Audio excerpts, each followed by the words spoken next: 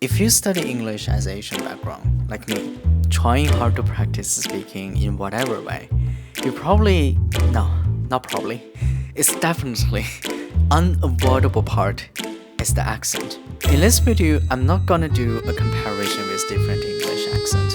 I just want to tell you how to make this kind of English speaking to the English speaking I currently do as you usually listen. If you are new here, my name is York, Korean Chinese. I've never been to the international school. I studied English only in public school. But until now, I gradually find I'm pretty satisfied with the significant improvement which I currently speaking. So I think back my entire English learning journey as a trilingual speaker generated 4 simple steps or notices that you can pay attention to improve your accent clearly based on my own stories. They are input resources, tones and syllables, mouth movement, and mimic small talk. But before I start, there's a big disclaimer. It's okay to have an accent. Everyone has an accent. This video is for those people who are afraid of opening their mouths just because of the accent barrier. So if you want to overcome the fear of the accent or you want to improve your accent more clearly, this video is perfect for you. So the first is the content you do for input. So when I started to working on my accent in my secondary school, my tutor always suggested me to watch the BBC News, to listen to BBC radios religiously. But don't get me wrong, I'm not saying this is not good or something. It's excellent resources, by the way. But I realized something different. We may be learning English with the same goal. We all want to pass the exam, we want to get a high score in the IELTS exam. The content you choose must align with your personal interests and the type of English you truly want to speak. My current English accent is actually from the YouTubers, a lot of YouTubers. I found those creators or vloggers on YouTube who has really casual, conversational tone helped me to pick up the nuance of the everyday speech. I would immerse myself in the YouTube videos for a long time in a day. I think it's 4 or 5 hours. I don't know how much time you spend on YouTube, but for me, if you use it in right way, it's a game changer. So the input is literally the foundation of the output.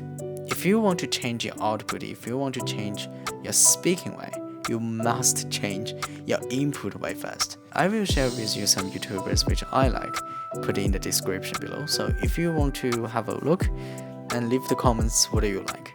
So the second one is really crucial for Asian learners, tones and syllables. If you have learned or be able to speak any one of those languages, you may be able to discover one character is aligned with one syllable. But English is not. One English word has multiple syllables. For instance, career, responsibility, accommodation, democracy, spontaneous.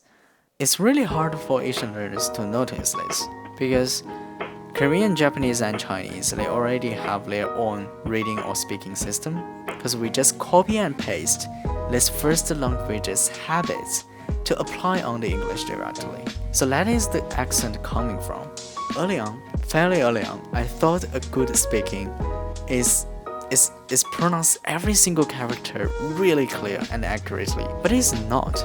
English is a language which heavily rely on with the rhythm. If I want to pronounce every single character 100% correctly, that would be lossless rhythm. So the whole speaking it would be like that. So when you study the vocabularies, do not just know about meanings.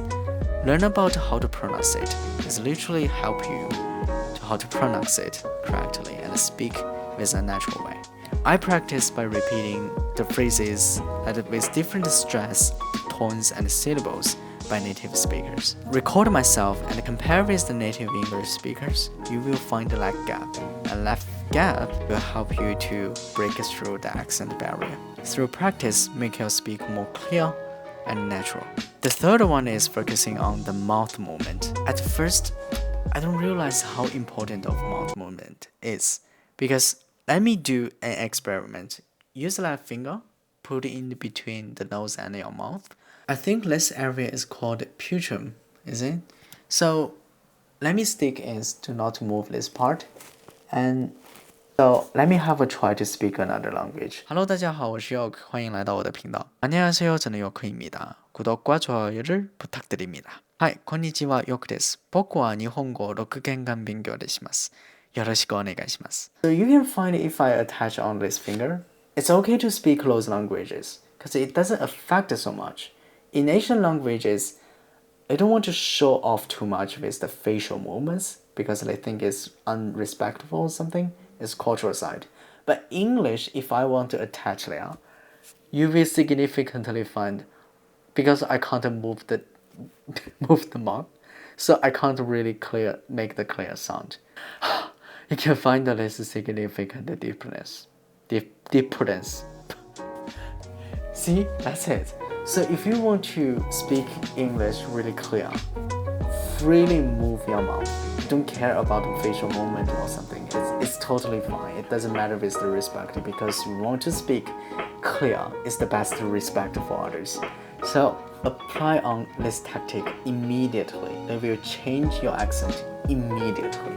The last one is mimic small talk. I just jump into my advice directly here. Don't just listen. Watch how native English speakers use their words and try to mimic that phrase by yourself. Even though it's read it out, it's okay. Because make the sound from your mouth is literally can return back with the listening input as well. So it's growing on you with the listening and speaking at the same time. So if you are introvert people and you want to speak English but you have no one to talking with, this is the best cue of this awkward situation. If the step 3 mouth movement can change your accent immediately, then mimic small talk is a long-term game changer. Trust me, you can find yourself after 4 weeks. So if you want to know more details about how to practice speaking by yourself, I highly recommend you watch this video. It's a step-by-step guidance to practice with speaking. In the end, it's not tip 5, but I still want to tell you,